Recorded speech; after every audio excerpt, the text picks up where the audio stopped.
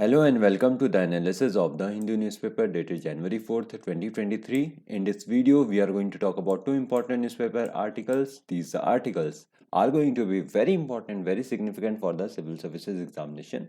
So do watch this video till the end. Let's now start our analysis with the first important newspaper article. Now, this particular newspaper talks about the legality issues of the Israeli occupation of the West Bank and the other areas, right? Now, this kind of article is important for the GS paper too, that is the effect of policies and politics of developed and developing countries on India's interest. And this article also talks about an important organ of the United Nations, that is ICJ, International Court of Justice. So this article also becomes important for the GS paper 2, that is important international institutions, agencies, fora, their structure and mandate. Let's first understand the context of this particular newspaper article.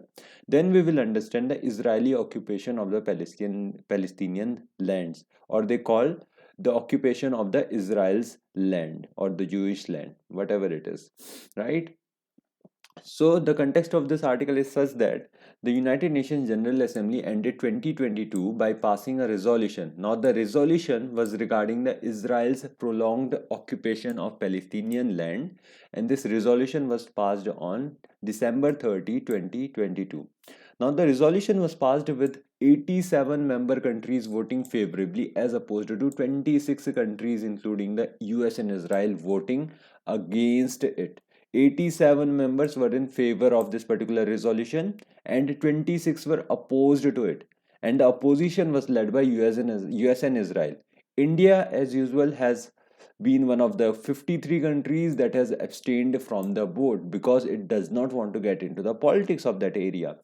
It wants to abstain its vote because it has interest on the both sides, on the Arab world side as well as the Israeli side, right?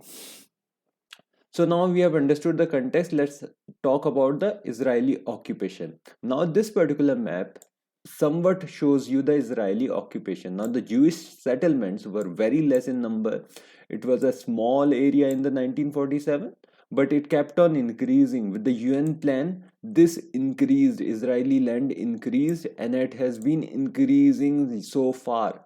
And in 2005, this particular map shows 2005 map as well, and it shows that Israeli occupation has increased, though in 2006 some of the land was transferred to the Palestinians or the Syrians, sorry, but this has been the state of the Israel and Palestine, right? You get an understanding of how it is. Now let's talk about the Israeli occupation. So how official Israeli statistics show that Jewish settlers existed in historical Palestine even before the state of Israel was declared in 1948, and that is how they claim that this particular land belongs to them. And a UN General Assembly resolution had earlier sought to partition British mandated Palestine, but as the UN partition plan was rejected by the Arabs and the British mandate was coming to an end, Zionists went ahead declaring independence, triggering the first Arab-Israel war.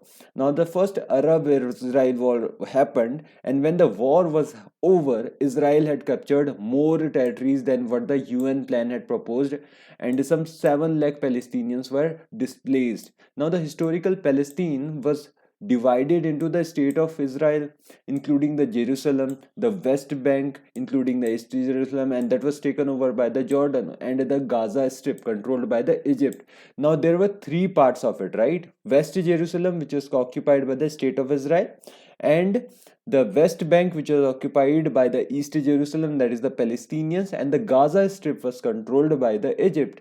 But tensions kept rising between the Israel and the 3 countries in the region, and in 1967 a 6-day war happened between these countries, Israel on one side and all the other countries, that is Egypt, Jordan and Syria on the other side. Now the war resulted in Israel capturing the West Bank, the Gaza Strip and East Jerusalem, along with Syria's Golan Heights and the Sinai Peninsula of Egypt. This is how it went out. While the Sinai Peninsula was later returned to the Egypt, other captured areas of the Palestinian and Syrian territory remained under the Israel's military control, and the later Israel also declared the whole of Jerusalem as its eternal undivided capital. While Israel withdrew from Gaza in 2005, its external borders are still controlled by the Israel and Egypt, right? So this has been the story so far. Now, while the UN Security Council passed a resolution in the late 1967 stated that Israel must withdraw from the territories because it has occupied some of the areas such as the West Bank, Gaza Strip, and the East Jerusalem. Now, the UN Security Council resolution, which was passed in 1967, it stated that it must withdraw from its territories and that it had seized in the war. Now it is yet to happen because it hasn't happened so far, and the Palestinian self-determination remains uncertain in this case. And the Palestinians seek the West Bank as the heartland of a future independent state, and this becomes the main problem because Israel is not willing to leave it. However, in the decades in the 1967, Israel has constructed dozens of Jewish settlements in the West Bank alongside the 3 million Palestinians living under the Israeli military rule. Now, most of the international community considers Israel's West Bank settlements illegal and an obstacle to the peace, but the Israel doesn't consider it. It considers this area as its holy land, and they want everyone out of that area. Now, incidents of violence and killing of Palestinians by the Israeli forces have become common over the years. Whether it's true or not, we don't know. And now we have understood the history of Israel. Let's now talk about the resolution. What does resolution seek to do? What is the purpose of this particular resolution, which was passed on December 30? So basically, the resolution passed by the UN General Assembly on December 30 asked the ICJ, that is the International Court of Justice, to provide its advisory opinion. Only the advisory opinion was to be given on the legal consequences of the Israel's occupation, settlement, and annexation, because ICJ does not have power to enforce any of it. So that is why only the advisory opinion is sought. While the US rejected the resolution and major European powers abstained, the vote got unanimous support. But the resolution got unanimous support from the Arab nations. Now there are two possibilities when a referral is made to the ICJ for an advisory opinion. Either it can lead to a settlement with the party withdrawing its case, or it can lead to trial followed by a verdict.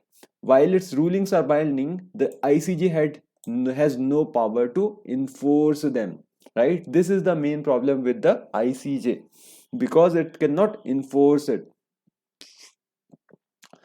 Now let's talk about the Israeli government and what are its opinion, because at this particular point of time we have seen the government which is far right in the Israel, which is led by Benjamin Netanyahu, and it is a far right coalition because the Israel's political system is such that the coalitions need to be formed to form a government, and Benjamin Netanyahu is the leader of the far right coalition, and the current six party right wing coalition has five unorthodox and far right Jewish nationalist parties, and there are fears that the new hardline regime will bring damaging impacts for Palestinians, as several of Mr. Netanyahu's key allies, including most of the religious Zionism party, are ultra nationalist West Bank settlers, and they want to protect the West Bank at any cost, and they want to protect the Israel at any cost. Now that we have talked about the Israel's history, we have talked about this particular resolution, we have talked about what the Israeli governments think of the Palestine or the conflict with the Palestine. Let's now talk about an important organ of the United Nations, which is International Court of Justice. Now, International Court of Justice was established in 1945 by the United Nations Charter and started working in the April 1946. It is the principal organ of the United Nations and it is situated at the Peace Palace in The Hague, Netherlands. And its basic function is that it settles legal disputes between states and gives advisory opinions in accordance with the international law on legal questions referred to it by the authorized United Nations organs and specialized agencies, right? It gives the opinions That's more important, right? Now let's talk about the structure of the ICJ. So ICJ basically consists of the 15 judges who are elected for the term of 9 years by the United Nations General Assembly and the Security Council, and these organs vote simultaneously but separately. And in order to be elected, a candidate must receive an absolute majority of the votes in both bodies. And in order to ensure a measure of continuity, one third of the court is elected every 3 years, and judges are eligible for re-election. That is, three judges are elected every 3 years. This ensures the continuity of it, right? And apart from it, ICJ is assisted by the registry, its administrative organ, and its official languages are English and French. And the 15 judges of the court are distributed in the following regions. Three are from the Latin America, sorry, three are from Africa, two are from Latin America and Caribbean, three are from the Asia, five are from the Western Europe and other states, and two are from the Eastern Europe. This is how the 15 judges are distributed in the following regions, right? So now let's talk about the functioning of it. So basically ICJ acts as a world court with twofold jurisdiction, though it does not have enforceability, but it settles some of the legal disputes between the states submitted to it by them, that is contentious cases. And it also has a request for the advisory opinions on legal questions referred to it by the United Nations organs and specialized agencies. For example, in this case of the illegal occupation of the Israelis, it talks about UN General Assembly has referred the opinion or advisory opinion of the ICJ, and that is how it is going to give its opinion, advisory opinion, which is not enforceable, right? Now that we have talked about the functioning of the ICJ, let's talk about the limitations of it. So the first limitation is basically that it is not enforceable. Whatever the decisions are made, these are not enforceable, and it has no jurisdiction to try individuals accused of war crimes or crimes against humanity, as it is not a criminal court, and it does not have a prosecutor able to initiate proceedings, and it differs from the courts which deals with allegations of the violations of the human rights conventions under which they were set up, as well as the applications from the state at which the courts can entertain applications from individuals. That is not possible for the ICJ. So it has basically many limitations, right? So this is it regarding this particular newspaper article. We have talked about the Israeli history. We have talked about this particular resolution which was passed on 30th December. We have also talked about the the reactions from the Israeli government and how it is not basically it is going to be against this particular resolution if it comes into being, right? And we have also talked about the International Court of Justice and its limitations. So this is it regarding this particular newspaper article. Let's now head to the next important newspaper article.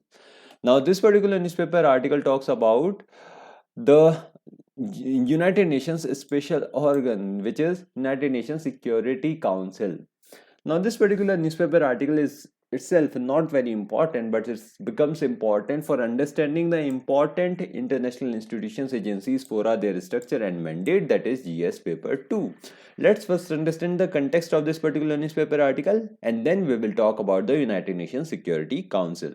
So this article basically says that External Affairs Minister, that is S. Jaishankar, has slammed the slow pace of UN reforms because UN is not reforming at a very fast pace, or it is not reforming at all, and that is why he has slammed, our External Affairs Minister has slammed the UN reforms.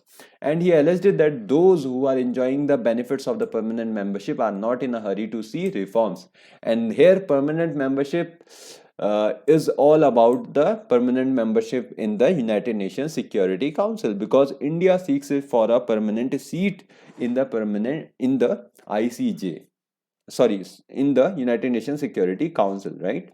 Now what is Security Council? So Security Council was basically established by the UN Charter in 1945, and it is one of the 6 principal organs of the United Nations. And the other principal organs of the United Nations are United Nations General Assembly, the Trusteeship Council, the Economic and Social Council, the International Court of Justice, and the Secretariat, right? It is the sixth organ of the United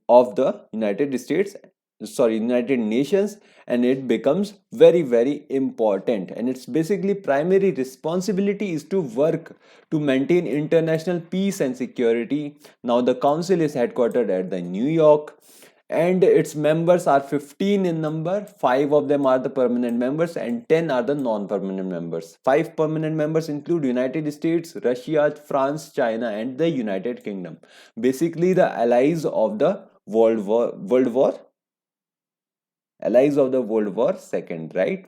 Now, each year the United General Assembly elects 5 non-permanent members out of 10 in total for a 2-year term. Now, the 10 non-permanent members are distributed on a regional basis, and the council presidency is a capacity that rotates every month among its 15 members, right?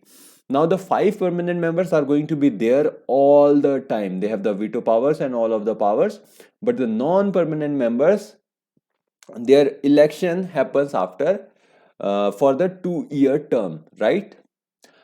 So this is it regarding the membership. Let's now talk about the voting powers. So each member of the United Security Council has one vote, and decisions of the Security Councils on matter are made by the affirmative vote of 9 members, including the concurring votes of the permanent members, and a no vote from one of the 5 permanent members blocks the passage of the resolution. And this is what we are talking about. If any of the 5 permanent members says no, then that particular resolution will not pass. This is the basic power with it, right? And that is why every country seeks to the permanent membership of the United Nations Security Council. Then that will give them power to say no over many of the things. Now, but this is not happening. They are not giving away their powers, and India is basically seeking this particular power, right? Now, what are the issues with the United Nations Security Council? The first issue is the absence of the records and the text of the meetings, because the meetings are very secret, and that becomes a big problem because you cannot discuss, amend, or object some of the text of it, right? The second is the power play in the United Nations Security Council, because there are 5 permanent members who enjoy absolute power over all of the people, right? And that is why it becomes a problem, because these countries, that is 5 permanent members, enjoy a lot of power in the world. This is the issue. This is the basically the main issue. And apart from it, divisions among the P5 are also seen. There is a depolarization within the United Nations membership, so decisions are either not taken or not heeded. Frequent divisions within the UNSC P5, that is the permanent 5, end up blocking key decisions. For example, with the coronavirus pandemic emergence, the United Nations Security Council, and the World Health Organization failed to play an effective role in helping nations deal with the spread. And apart from it, there is an underrepresentation in the organization, because there is an absence of the globally important countries like India, Brazil, Germany, and South Africa. And this particular thing becomes a matter of concern for us, right? Now, what can be the way forward in this situation? Basically, the imbalance in the power relationships among the P5 and rest of the world needs to be corrected urgently, and they need to provide power of the permanent membership to other countries as well. And also, it is needed to reform the United Nations Security Council through an expansion in the permanent and non-permanent seats to enable the United Nations organ to better deal with the ever complex and evolving challenges to maintenance of international peace and security. And apart from it, India is a current one of the non-permanent members. Now its membership has gone because it was only for 2021 to 2022, but UNSC can start by drafting a resolution containing a comprehensive set of proposals for reforming the United Nations Security Council, and it can further approach other like-minded countries like the G4, that is India, Germany, Japan, and Brazil, and keep growing its circle of support till the sufficient number of countries are together to reach out to the whole United Nations General Assembly to propose the resolution with a realistic chance of winning the vote. But at this particular point of time, it seems that the chances are very unrealistic. We can say we will always pursue the United Nations Security Council seat, but it's not happening because all of these countries, that is the P5, are not willing to give their power to everybody else, because power becomes very important in the geopolitical world, right? Why would they give their own power to everybody or dilute their power? That becomes a main question. And with this question, we will end this particular video. So thank you from my side. Do like and share the video and subscribe to this channel. Have a good day. Bye.